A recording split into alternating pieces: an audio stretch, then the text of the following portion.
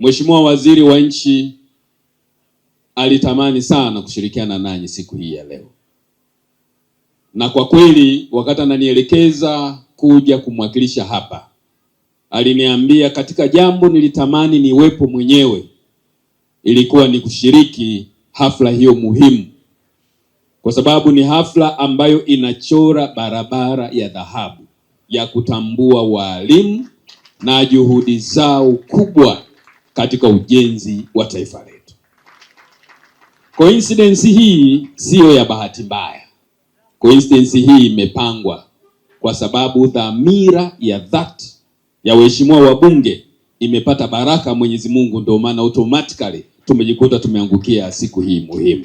Hongereni sana waheshimiwa wabunge, mapacha, wachapakazi wazuri, bunge wa Vunjo na mheshimiwa mbunge wa Moshi Vijijini. Wakati tulikuwa tunazunguka kwenye kampeni, tulisema kila kundi tutalifikia.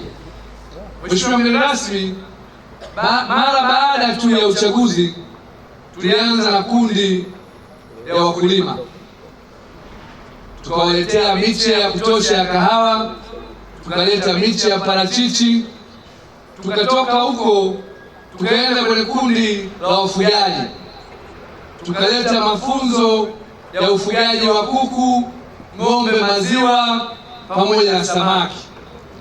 Mheshimiwa mgeni rasmi, tukatoka huko tukaingia kwenye wizara yako, tukaenda kwenye barabara.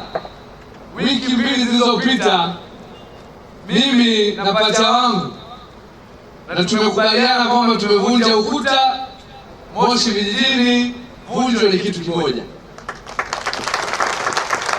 Tulikuja hapa tukashusha chuma mitambo ya barabara, lakini nikitazama walimu wao hapa ninamshukuru Mungu sana.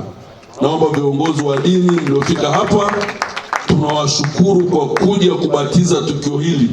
Tunajua sala zenu zitafanya tukio hili lidumu milele na milele. Tunajua ubunge una muda, lakini wabunge watakaokuja tutaomba waendeleze jambo hili kutokana na msingi ambao umewekwa.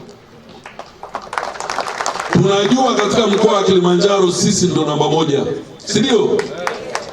Sisi ndio nini? Na hili jambo lazima tukazie mwanzo mwisho. Na walimu mkiona haifanyiki daini, sisi tunawekea kabisa. Mkiona halifanyiki, ulizeni ile tuzo ya walimu imeishia wapi, waheshimiwa wabunge? Maana najua tutakuwa kwa muda mrefu na nyinyi mpo na wengine wanakuja. Tunzo hizi za kwanza ambazo waasisi wake ni wabunge wetu wawili mapacha, Mheshimiwa Morris Makoi pamoja na Mheshimiwa Kohola, walianza kuziota kipindi cha kampeni na wakawaahidi walimu kwamba tumekuwa tukishirikiana nao katika mambo mengi. Sasa ni wakati wa kutambua juhudi na jitihada zao.